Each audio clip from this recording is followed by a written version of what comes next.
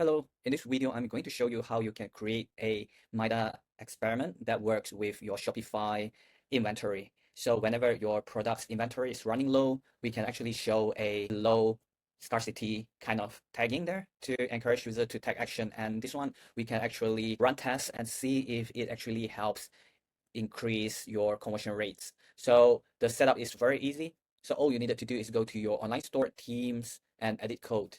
And you wanted to inject this code right here into one of these files, just one of them. So go by this order.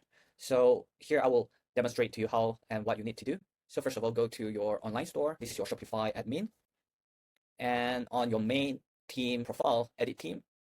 And here you want to go to right here and click on edit code.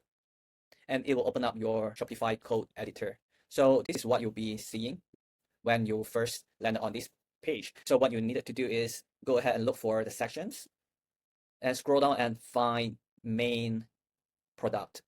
So main product liquid. So here we found it. Click on it and you wanted to go back to the documentation and just copy this code right here, this script tag. What this does is it will pass the inventory quantity information to Mida. So Mida can then use that information to run A/B tests for you. So you can just paste it right at the top of the file and press Ctrl S to save it, right? Or you can just click on here after you have pasted this right here, save it, and that's all you needed to do. And the next step is you go on to your Midas experiment, create a new test. So select the A/B test. And here I will just run the test on this page, right? This awesome stretch jogger pants.